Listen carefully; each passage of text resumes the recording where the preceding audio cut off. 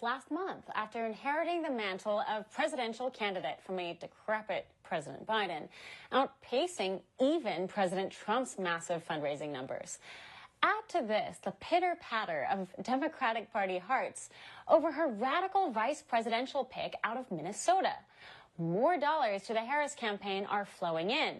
But why are people questioning the legitimacy of these funds? So much so that it is now under congressional investigation. The Democratic fundraising site, ActBlue, is under investigation by a House committee after widespread allegations of fraudulent donations and lax rules for donor verifications. So what's going on? Joining us to unravel some of this is Georgia Congressman and former U.S. Marine Dr. Rich McCormick. Congressman, welcome to the program. It's good to be with you today. Thanks.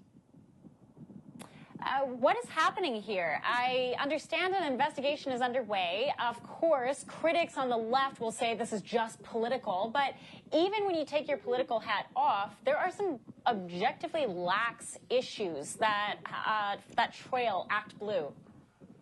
Yeah, they love to use things that are very difficult to prove as fraud.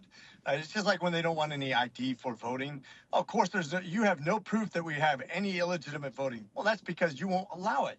You won't allow us to track who's voting, who's mailing in ballots, how they came to be, and now, of course, how you're donating. When you have several small dollar donations where you don't have to put a lot of extensive information, but it comes from the same basically generic credit card, something you could buy in a store, so it can't be traced. Yeah, you're right. We're not going to have any evidence that you cheated again. And this is what the problem is. They continue to be very creative and ingenuitive in finding ways to donate in ways that are illegal. And we've seen it in the past. We've seen when Hillary Clinton got donations from China through basically money laundering. She had to give some money back.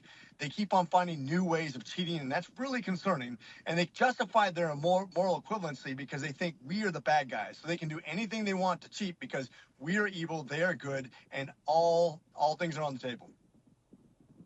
Isn't that the story of history? I mean, my goodness, every time we discover a new way for people to launder money or funnel money in fraudulent ways, and we create rules against them, they just find ways around it.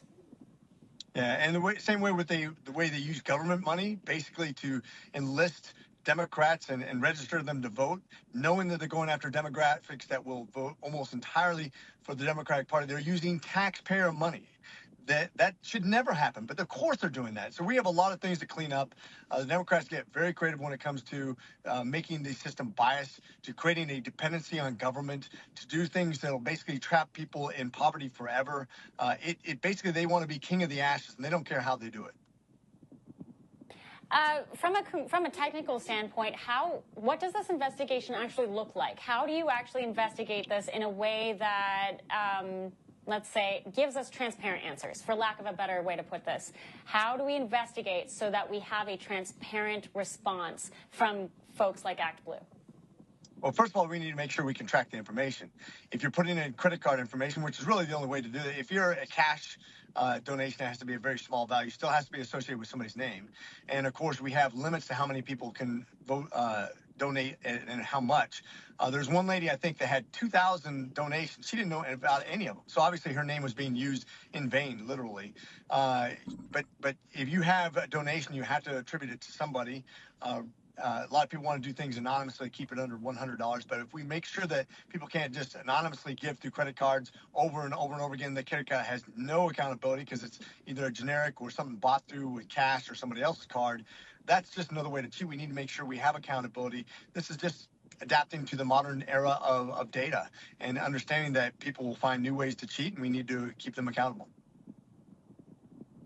I would hope that with more publicity on this, that the bad actors are maybe deterred from continuing to do this, but I'm afraid the cynic in me is going to be very skeptical that they'll stop. The bad actors, the Democrats, are the party of corruption and evil. Bottom line, the whole thing. And I'll give you another little scam that they got going. A lot of people don't know that we've covered already.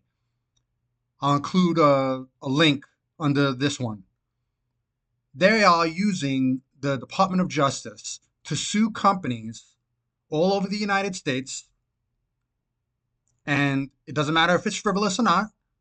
They go to X company, Y company, Z company. We're suing you because you're violating some environmental code, some this, some that, some a million reasons.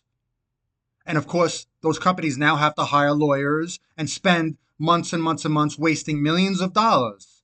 So the criminals, Democrat-run DOJ, then go to that company and go, we'll drop the suit if you donate money to this Marxist group, this illegal criminal group, this other group, and they're doing it right now.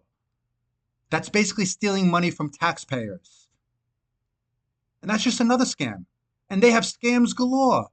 So that's why we need to clean these people up. We can abolish the Democrat Party if we had clean elections. Getting there?